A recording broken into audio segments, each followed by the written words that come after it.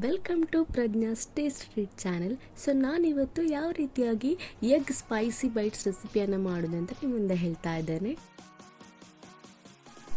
So ಮೊದಲಿಗೆ ನಾನಿಲ್ಲಿ ಒಂದು ಬೌಲ್ನಲ್ಲಿ 4 ಮೊಟ್ಟೆಯನ್ನು ಬೇಯಿಸ್ಕೊಂಡು ಸಣ್ಣದಾಗಿ ಕಟ್ ಮಾಡ್ಕೊಂಡಿದ್ದೇನೆ.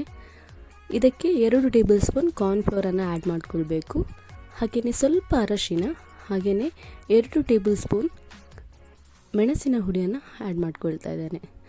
ಖಾರ ಇನ್ನೂ ಬೇಕು ಅನ್ನೋರು ಸ್ವಲ್ಪ ಹಾಕ್ಕೊಳ್ಬೋದು ಜಾಸ್ತಿನೇ. ಹಾಗೆಯೇ ಸ್ವಲ್ಪ ಇದಕ್ಕೆ ಗರಂ ಮಸಾಲ ಹುಡಿಯನ್ನು ಆ್ಯಡ್ ಮಾಡ್ಕೊಳ್ತಾ ಇದ್ದೇನೆ. ಹಾಗೆಯೇ ಇದಕ್ಕೆ ಕಟ್ ಮಾಡಿಕೊಂಡಿರುವಂತಹ ಅರ್ಧ ಆನಿಯನನ್ನು ಆ್ಯಡ್ ಮಾಡ್ಕೊಳ್ತಾ ಇದ್ದೇನೆ. ಹಾಗೆಯೇ 2 ಟೇಬಲ್ ಸ್ಪೂನ್ ಬ್ರೆಡ್ ಕ್ರಮ್ಸನ್ನು ಹಾಕ್ಕೊಳ್ಬೇಕು. ಸ್ವಲ್ಪ ಉಪ್ಪು. ಇದನ್ನು ಮಿಕ್ಸ್ ಮಾಡಿಕೊಂಡು ಸ್ವಲ್ಪ ನೀರನ್ನು ಆ್ಯಡ್ ಮಾಡ್ಕೊಳ್ಬೇಕು. ಇಲ್ಲಿ ನೀವು ಮೊಟ್ಟೆಯನ್ನು ಕೂಡ ಒಡೆದು ಹಾಕ್ಕೊಳ್ಬೋದು. ಮೊಟ್ಟೆಯನ್ನು ಹಾಕಿದರೆ ಇನ್ನೂ ಟೇಸ್ಟಿಯಾಗಿರುತ್ತೆ. ನಾನಿಲ್ಲಿ ನೀರನ್ನು ಆ್ಯಡ್ ಮಾಡಿಕೊಂಡು ಮಿಕ್ಸ್ ಮಾಡ್ಕೊಳ್ತಾ ಇದ್ದೇನೆ. ಇದನ್ನು ರೌಂಡ್ ಶೇಪ್ಗೆ ಬಾಲ್ ಥರ ಮಾಡ್ಕೊಳ್ಬೇಕು. ನೋಡಿ, ಈ ಥರ.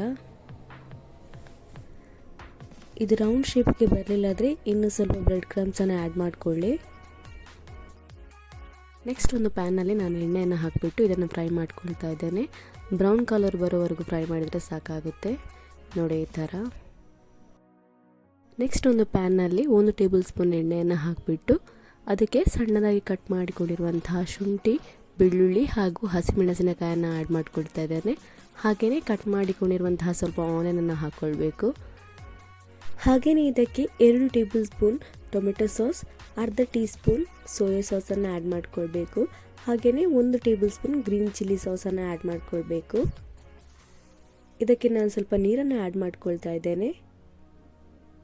ನಿಮಗೆ ಇದು ತಿಕ್ಕಾಗಿ ಬರಬೇಕಾದ್ರೆ ಕಾರ್ನ್ಫ್ಲೋರ್ಗೆ ಸ್ವಲ್ಪ ನೀರನ್ನು ಆ್ಯಡ್ ಮಾಡಿಕೊಂಡು ಇದಕ್ಕೆ ಹಾಕ್ಕೊಳ್ಬೇಕು.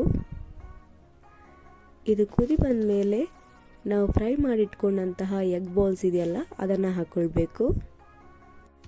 ಇದೀಗ ಆಗೋಗಿದೆ. ಇದರ ಮೇಲ್ಗಡೆ ನಾನೀಗ ಕೊತ್ತಂಬರಿ ಸೊಪ್ಪು ಹಾಗೂ ಕಟ್ ಮಾಡಿಕೊಂಡಿರುವಂಥ ಆನಿಯನನ್ನು ಆ್ಯಡ್ ಮಾಡ್ಕೊಳ್ತಾ ಇದ್ದೇನೆ. ಈವ್ನಿಂಗ್ ಅಂತೂ ಕಾಫಿ ಜೊತೆ ಪರ್ಫೆಕ್ಟ್ ಕಾಂಬಿನೇಷನ್ ಆಗಿರುತ್ತೆ. ನೋಡೋದಕ್ಕೆ ಎಷ್ಟು ಕಲರ್ಫುಲ್ ಆಗಿದೆಯೋ ಹಾಗೆಯೇ ಟೇಸ್ಟ್ ಅಂತೂ ಹಾಗೇ ಚೆನ್ನಾಗಿರುತ್ತೆ.